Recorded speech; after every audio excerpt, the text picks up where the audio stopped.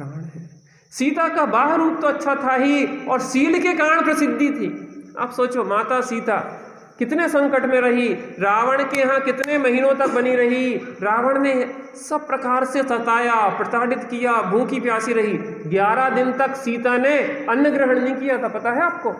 रावण जब हरण करके ले गया लंका, और वहां पे सीता माता ने 11 दिन तक अन्न ग्रहण नहीं किया था। जब यहाँ से हनुमान जी पहुंचे और रामचंद्र जी की सकुशलता की जानकारी दी, तब जाके अन्न ग्रहण किया था। ये कहलाता है शील का प्रताप। आप किसी भी संकट से निकल सकते हैं अगर आप अपनी मर्यादाओं में रहते हैं। आप मर्यादा से बाहर जाएंगे तो आपके ऊपर संकट ही संकट पड़ेगा। मर्यादा का करे उल्लंघन, जग में भी संकट पावे। निज मर्यादा में आते ही संकट सारे मिट जावे।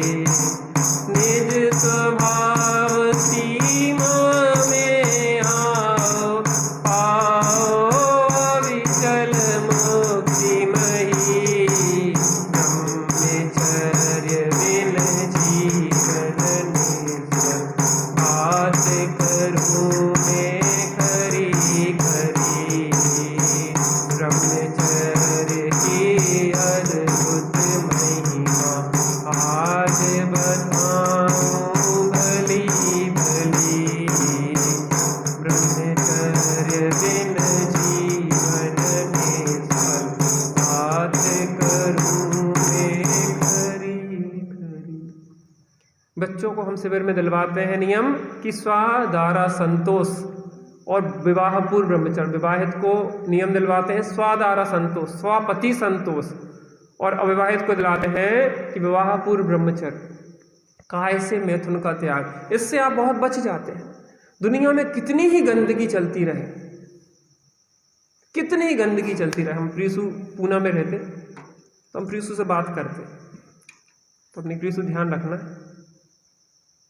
कि अपनी कोई ऐसा काम ना हो जिससे अपनी मर्यादाएं दूर हो, खराब हो। तो वो कहता है कि मामा हम शिविर में पढ़ लिया है, इसलिए आप चिंता नहीं करो, अब हम परिपक्व हो गए हैं।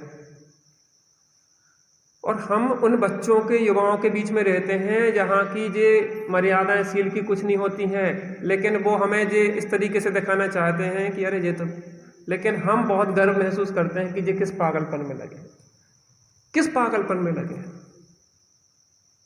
दिखाई देता है ना व्यक्ति को, कहाँ उलझा है व्यक्ति गंदी नालियों में। अगर आप मर्यादाओं का पालन करेंगे तो मर्यादा आपका पालन करेगी। आप नियम का पालन करेंगे, नियम की रक्षा करेंगे तो नियम आपकी रक्षा करेगा। ये बहुत महत्वपूर्ण है। हमारे शील का सौंदर्य चारों ओर एक फूल की तरह बिखरता है। जो भी उसके अंतर्गत आता है उसका जीवन भी एक आनंदमय दिशा में बढ़ जाता है। सीता बहुत शीलवान थी, गुणवान थी, सम्यक दृष्टि थी, ज्ञानी थी, और उसके विवाह का विकल्प आया। अब क्या होता है, जनक ने एक बात कही कि मैं अपनी सीता का विवाह दशरथ के पुत्र राम से करूंगा। तो तत्काल राजा श्रेणिक ने पूछा गौतम स्वामी से, चूंकि महावीर भगवान के समोषण में जो राम कथा बताई जा रही है, तो गौतम स्वामी से राजा श्रेणिक ने पूछा कि रामचंद्र जी में जनक ने ऐसी क्या विशेषता देख ली थी कि उनने जो सोचा था कि हम अपनी सीता का विवाह दशरथ के पुत्र राम से करेंगे। अब वो विशेषताएं बताएंगे रामचंद्र जी की कि किन विशेषताओं को देख के उनने विवाह के लिए विचार किया था। देख राम के किस प्रभाव को मुदित हुए उन पर मिथिले, कहिए है करुणा सागर अब श्रेणिक पूछे व्रत विशेष। मेघ तुल्य ध्वनि से गुरु गौतम बोले है श्रेणिक भूपाल, कहे सज आगे हम सुखगत रामचंद्र का पुण्य विशाल। वीतरागी थे जग में वीत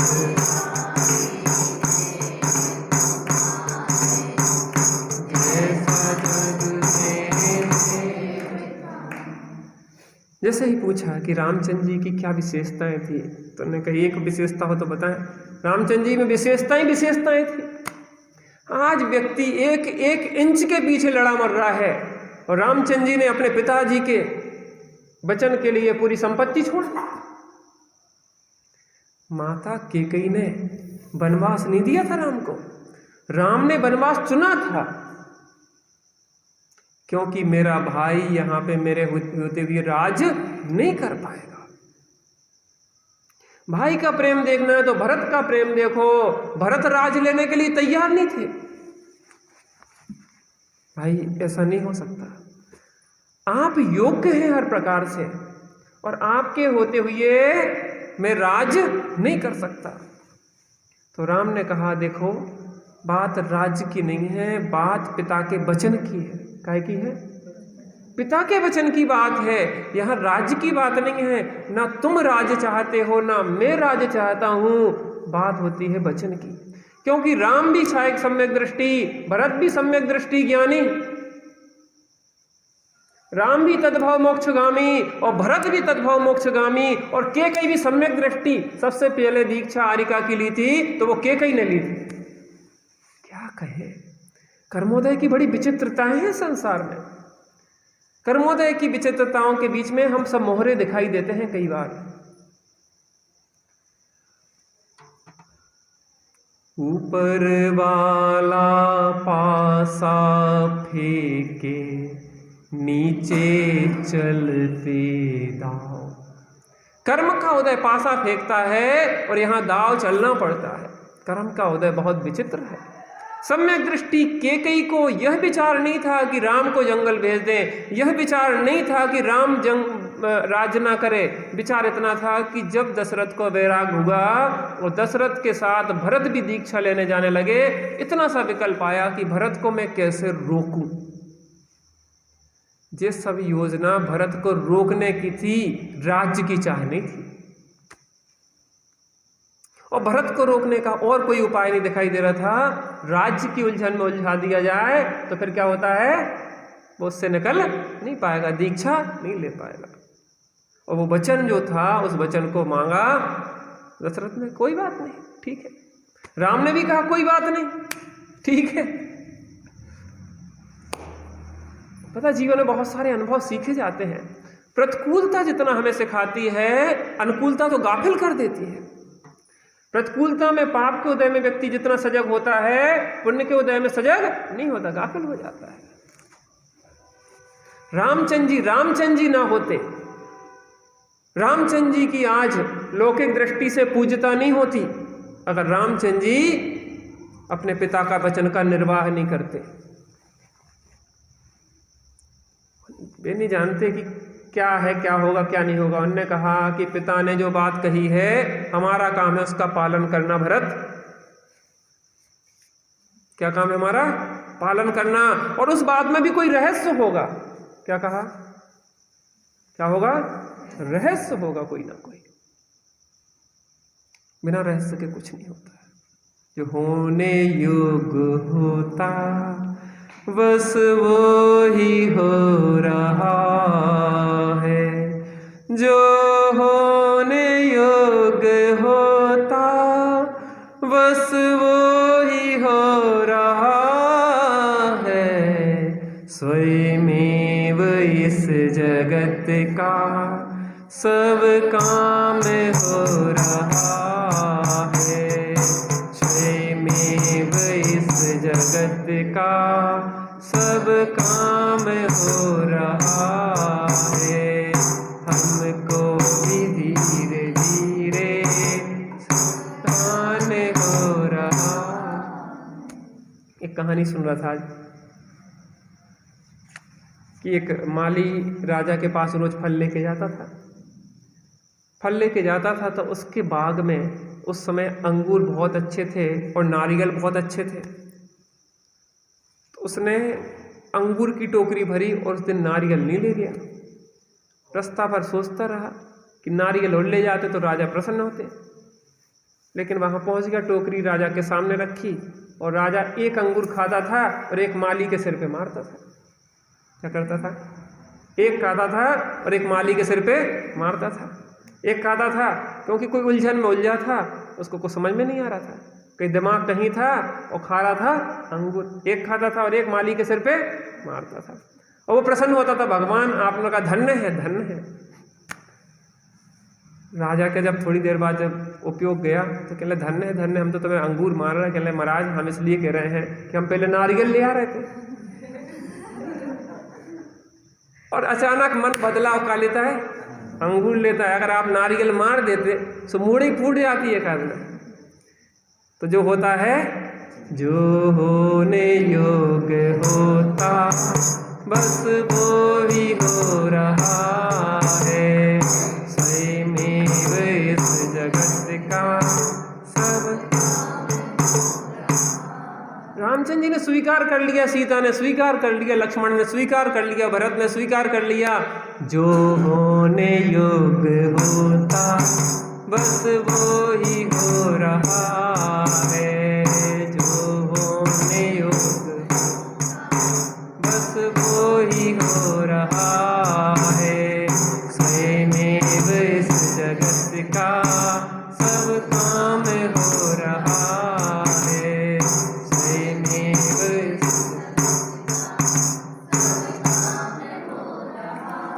आपको विश्वास है कि नहीं है? एक आध दिन प्रयोग करके तो देखो।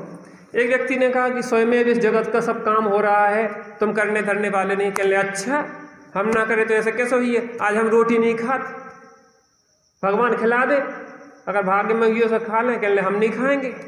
उसने क्या किया कि जंगल में भाग गया और जंगल में भाग के सबसे ऊपर जो पेड़ था 50 फुट की ऊंचाई का, उसकी सबसे ऊपर की टहनी पे बैठ गया।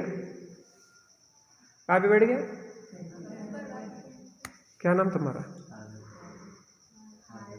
हार्दिक। हार्दिक कहाँ बैठ गया? काय की? पेड़ की। Very good. ऊपर वाली टहनी पे बैठ गया, ऊपर जाके, जिसमें कि कोई देख ना पाए। ऊपर बैठ गया। आज तो खाएंगे नहीं, रोटी खाएंगे नहीं। वो माला फेरने लगा, आज तो खानी नहीं रोटी, आज तो रोटी खानी नहीं, आज तो खानी नहीं, आज तो खानी नहीं। उतने में एक राहगीर आया, उस पेड़ के नीचे बैठा, खाना पीना खाया और वहां से चला गया। लेकिन देखा कि एक भोजन की पोटली वहीं पे उसकी छूट गई। नीचे पोटली, ऊपर वो बैठा और देख रहा सब कुछ। उतने में आए डाकू। डाकुओं को बहुत भूख लगी थी। उनने देखा कि पेड़ के नीचे कुछ रखा है, खोल के देखो सरदार, इसके अंदर तो बढ़िया गरम गरम भोजन है। तो वो कहले खाएं? कहले नहीं नहीं, कोई ने जहर मिला के रखा है। मारने की योजना है जे अपने लिए, कोई यही ना कहीं छुपा बैठा होगा। एक हवाई फायर करो, अभी हाल पता पड़ जाएगा। ऊपर हवाई फायर किया, सो वो नीचे टपका। और कहला नहीं मैं नहीं खाऊंगा, मैं नहीं खाऊंगा, मैं नहीं खाऊंगा। अरे इसी ने जहर मिला के रखा है, लगाओ साले में 10 डंडे, खिलाओ इसको जबरदस्ती। कैसे नहीं खाएगा? मुंह फाड़ा और जबरदस्ती डाला। खेल लगे, जो होने योग्य होता बस वो ही हो रहा है, जो होने बस वो ही हो रहा है, स्वयमेव इस जगत का सब काम हो रहा है,